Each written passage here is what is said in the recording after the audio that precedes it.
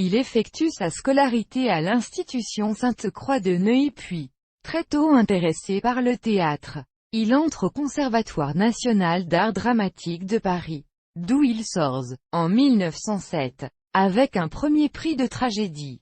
Il joue d'abord au boulevard. Peu intéressé par le cinéma muet, il tourne cependant, dès 1910, quelques petits rôles, notamment aux côtés de la tragédienne Vera Sergine, qu'il épouse par la suite. En 1913, naît de cette union Claude Renoir, devenu directeur de la photographie. Grièvement blessé pendant la Première Guerre mondiale, il perd l'usage de l'avant-bras droit. Réformé, il reprend sa carrière de comédien. Il est engagé en 1928 par Louis Jouvet dans sa prestigieuse troupe, où il crée plusieurs pièces de Jean Giraudoux. Après avoir divorcé de Vera Sergine en 1925, Pierre Renoir épouse une autre comédienne, Marie-Louise Iribé, avec laquelle il crée une société de production de films Les Artistes Réunis.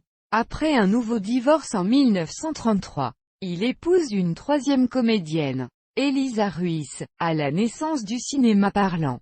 Il est convaincu par son frère Jean Renoir de travailler pour le cinéma. Il joue ainsi son premier grand rôle en 1932 dans La Nuit du Carrefour dirigé par son frère Jean, en incarnant le commissaire Maigret. Jean Renoir l'a également dirigé dans La Fille de l'eau, Madame Bovary et La Marseillaise. C'est en 1935, avec son rôle d'officier dans la bande Ra, que lui vient une plus large reconnaissance. Incarnant souvent des officiers à l'écran, il apporte à ses rôles son charisme et son physique imposant.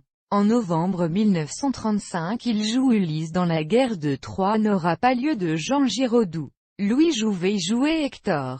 Au début de l'occupation allemande, il occupe avec Charles Dulin et Gaston Batty la tête de l'Association des directeurs de théâtre de Paris, un organisme unique et obligatoire créé en octobre 1940 sous la houlette allemande. Il y reste jusqu'en novembre 1943. En 1951 il joue pour la dernière fois aux côtés de son ami Louis Jouvet dans Nock. Jusqu'à sa mort, il a assuré l'administration du théâtre de l'Athénée. Pierre Renoir est apparu dans près de 65 films. Il était le filleul du peintre Gustave Caillebotte, ami intime de son père Auguste Renoir. Pierre Renoir repose au cimetière d'Essoix, Aube, le village natal de sa mère, aux côtés de son père, de sa mère et de ses deux frères.